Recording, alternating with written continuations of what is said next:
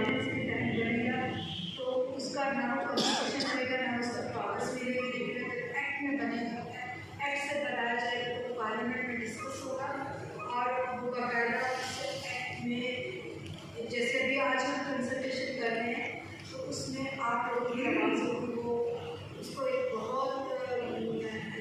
जिदोजहद से, एक बहुत ही कंसल्टेशन से बनाया जाएगा ताकि फिर इसकी पावर्स, इसका कंपोजिशन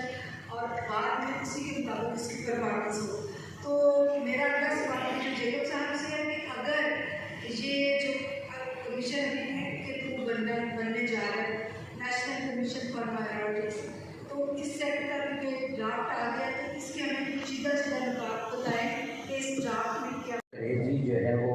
कर रहे हैं national commission for minority rights के हवाला से। तो मैं इसकी फॉर्मेशन के हवाला से एक सजेशन देना चाहता हूँ। जिस तरह के आपने इसके बारे में तजावीज़ दी, एक तजवीज़ ये भी ऐड कर दें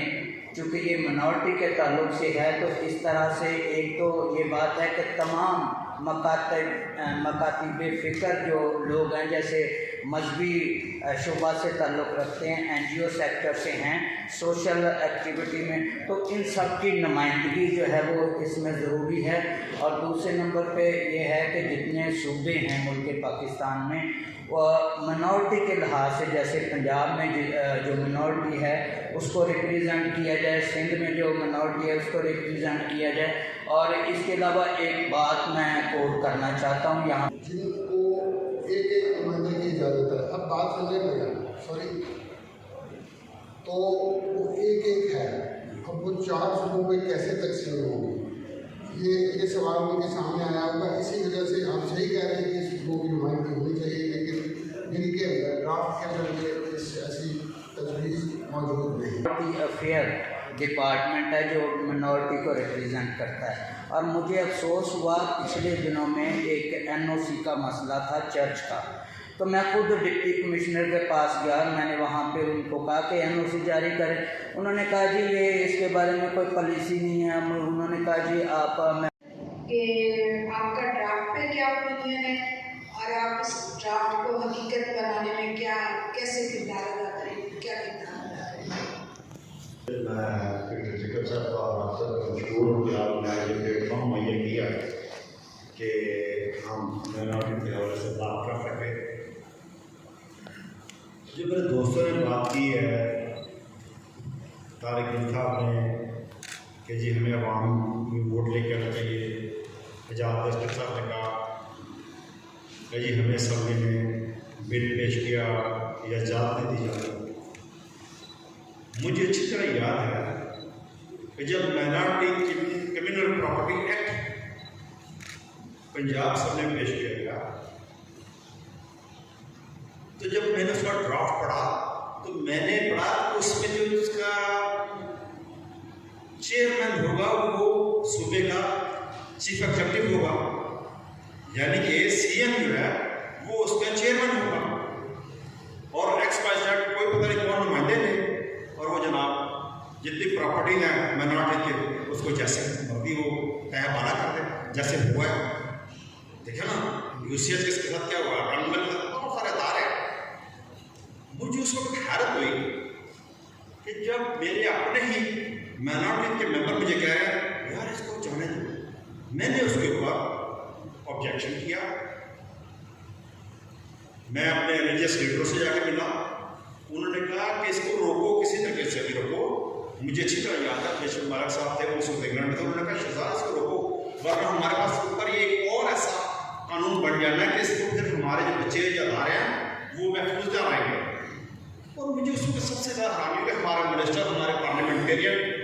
जो उस पार्टी से थे, वो आप कह रहे हैं यार इसको जाने दो। मैं ख्वाजा तस्लीम पेश करता हूँ पुराने आसिफ को, जो उसी पार्टी का नुमाइंदा था। हम दोनों ने मिलकर इस बिल को रोका,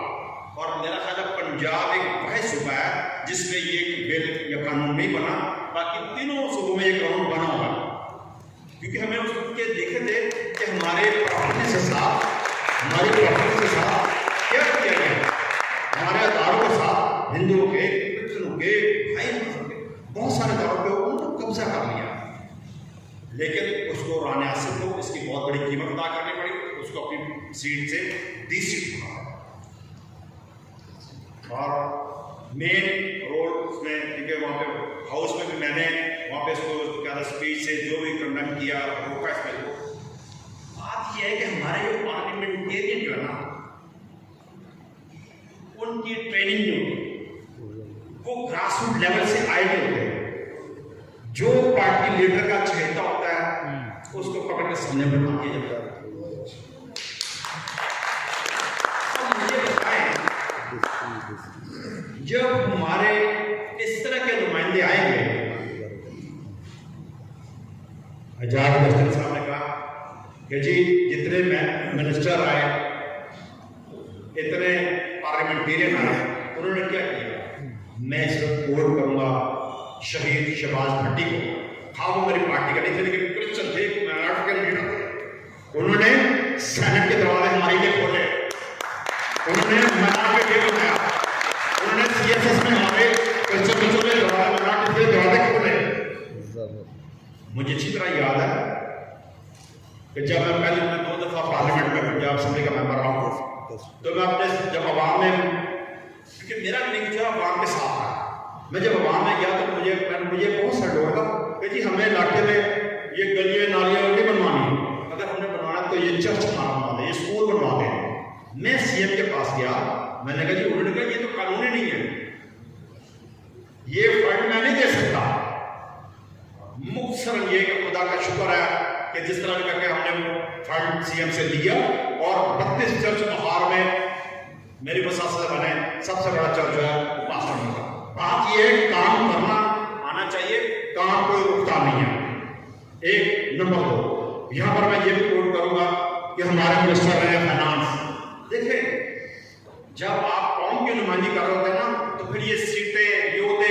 स्टैंडर्ड होते हैं। मुझे अच्छी तरह याद है वो मिनिस्टर फाइनेंस बने तो हमारी पार्लियामेंट में मीटिंग हो रही थी, तो वहां पे कहा गया, सुबह उसने बिल पेश करा, बजट पेश करा, उन्होंने कहा जी अगर उसने वो तो बजट हराम हो जाएगा। देखिए ये बात पता नहीं मुझे करनी चाहिए थी, लेकिन क्योंकि मैं अपनी कौम को ये बताना चाहता हूँ कि आपको यार यूनाइट होना पड़ेगा। ये लीडरान को, ये नुमाइंदा हमारे होते हैं, इनको अवामी राब्ता रखना चाहिए। मुख्तसर ये कि उस वक्त एक शहजादे का मैंने कहा अगर उसको रोका जाएगा तो सबसे पहले शहजादे वहां पर खड़ा होगा और देखेगा ग्राउंड को, यकीन जाने वही मेंबरान, वही पार्लियामेंट जो हमारे मेंबरान थे पार्लियामेंट, वही अगले दिन खुदा का शुक्र है हमारे फाइनेंस का प्रोडक्ट वो बिल बजट पेश किया। बात ये जो जहाज कहने का ना कि जी हमें वहाँ पर बोलने नहीं दिया जाता, ये नहीं करा जाता, सब कुछ हो सकता है। बात यह है कि हमारी ट्रेनिंग होगी, हमें हमारे जो पार्लियामेंट में पहुंचे लोग उनको पता नहीं होता काम किस में करना है। मैं इस जो कमीशन बनना है, मैं पीटर जेकब साहब के मैं बहुत देर से इनको हमारा ताल्लुक है और ये जो ना सिर्फ बच्चों के लिए बल्कि पूरी माइनॉरिटी में जो काम कर रहे हैं, मैं इनका बहुत फैन भी हूँ और इनका बड़ा प्यार भी करता हूँ, क्योंकि ये हमेशा बड़े फ्रंट पे आप खेलते हैं। मैं ये आपसे रिक्वेस्ट करता हूँ कि इस कमीशन में एक ऐसा शिप बनाई जाए कि जो पार्लियामेंटेरियन है, क्योंकि कमीशन तो ना लेजिस्लेशन नहीं कर सकता, कमीशन तो अपनी सिफारिशात दे सकता, लेकिन जो हमारे पार्लियामेंटेरियन ये ना हो कि वो किसी पार्टी से हो, उन सब के साथ यूनाइट करके उनको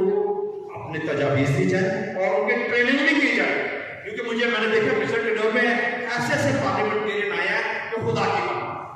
जिनको कुछ पता नहीं कि बिल कैसे पेश करना, तरीके इस्तेकाल कैसे करें, तरीके इस्तेमाल कैसे करें, उन्हें अपने राइट से नहीं पता। लिहाजा ये ज़रूरी है कि इसमें एक चीज़ ये ऐड की जाए कमीशन में कि जो हमारे पार्लियामेंटेरियन आते हैं उनके ट्रेनिंग करना, वो भी पीटर साहब आप पहले भी करते रहे हैं, मीटिंग करते हैं, तो ये भी किया जाए, एक ऐसा सिस्टम बनाए उन पार्लियामेंटेरियन की ट्रेनिंग भी करता है, उनको बताओ कि हमें नुमाइंदगी कैसे करनी है। बाकी आप सबका बहुत शुक्रिया।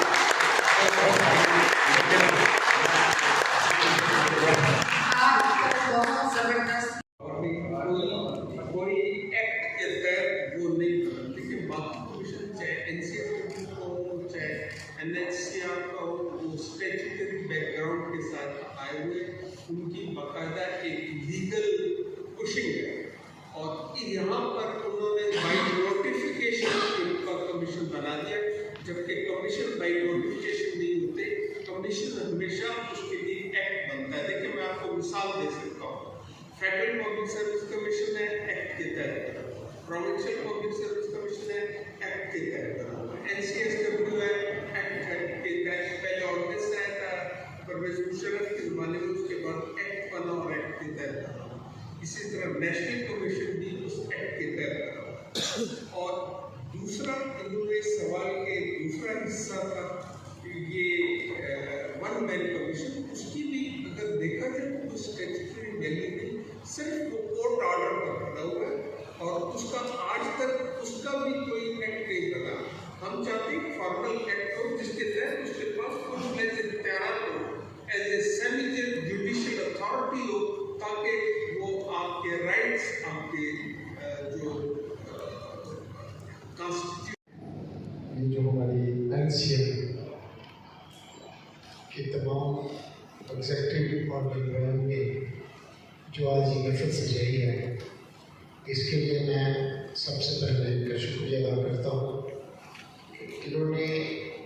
ये जो कमीशन तैयार किया है, इसका ड्राफ्ट बनाया है, इसको भी पार्लियामेंट हाउस में लेके जाएंगे और वहाँ पे ये डिस्कस होगा। इसकी अशद ज़रूरत है, लेकिन मिनॉरिटी अफेयर्स या मिनॉरिटी कमीशन की बात जो पार्लियामेंट हाउस में रखना, इसके साथ साथ जो हमारे पार्लियामेंटेरियन मौजूदा पार्लियामेंट हाउस का हिस्सा है, क्रिश्चियन कम्युनिटी हो, हिंदू कम्युनिटी हो या सिख कम्युनिटी हो, आपका उनके साथ मिलना बहुत ज़रूरी है और उनके साथ मिलकर बात करना बहुत ज़रूरी है।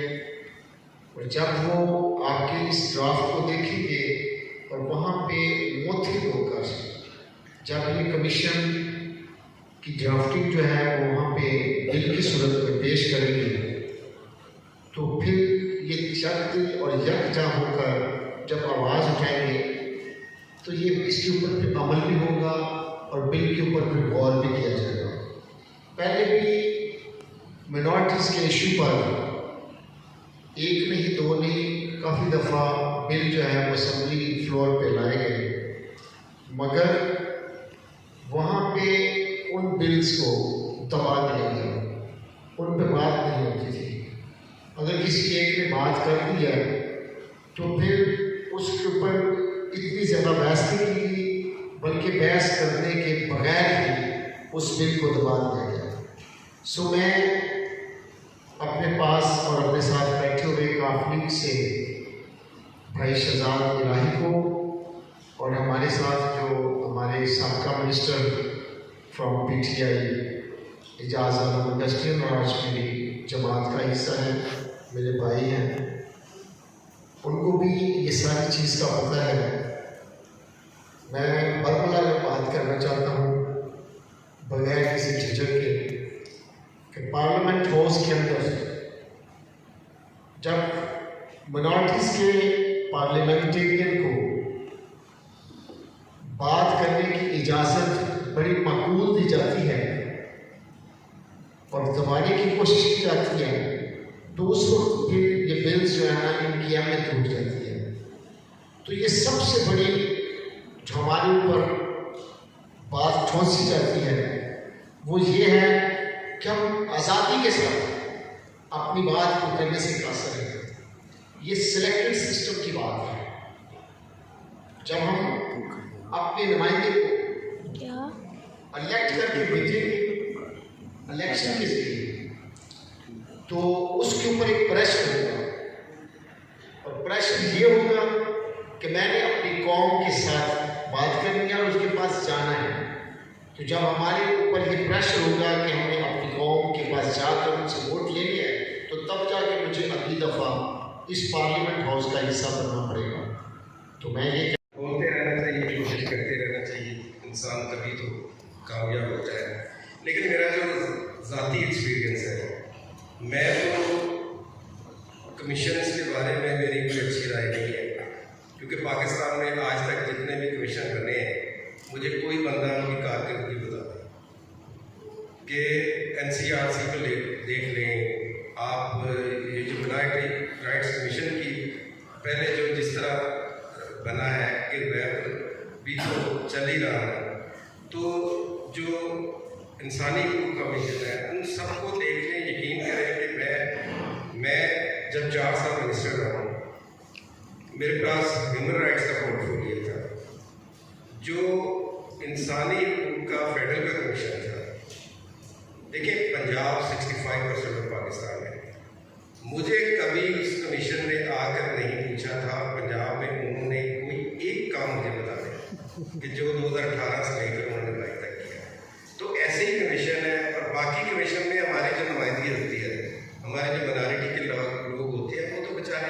एडजस्ट प्रॉपर्ट होते हैं, उनकी तो ना कोई वहाँ पे वजूद होता है, उनके साथ वो डिस्क्रिमिनेशन होती है कि जिसकी मैं बयान नहीं कर सकता। बाकी ये अच्छी बात है अगर फेडरल में ये बिल पेश हुआ है, मैंने भी पंजाब असेंबली में ये प्रैक्टिस कर चुका हूँ। ये ऑलमोस्ट पीटर साहब ये उसमें भी काफ़ी यही चीज़ें हैं जिनको आपने किया है। वो मैंने बिल पेश किया था और बिल को उन्होंने फिर उसका पता नहीं चला किधर चला गया, फिर वो लॉ डिपार्टमेंट में चला गया। वहाँ उन्होंने कहा कि आपकी तो एडवाइजरी काउंसिल बनी है, आप जो एडवाइजरी काउंसिल है, अब मुझे नहीं पता कि लॉ, मैं तो लॉ का स्टूडेंट ही हूँ, जो लॉ के लोग हैं वो इस तरह की बात कर रहे हैं, उनको ये पता नहीं कि एडवाइजरी काउंसिल है वो रूल्स ऑफ बिजनेस के तहत बनती है और उसका जस्ट एडवाइजरी रोल होता है। कमीशन मुख्तलिफ चीज़ होती है, लेकिन इसके बाद जो है इस उन्होंने इसको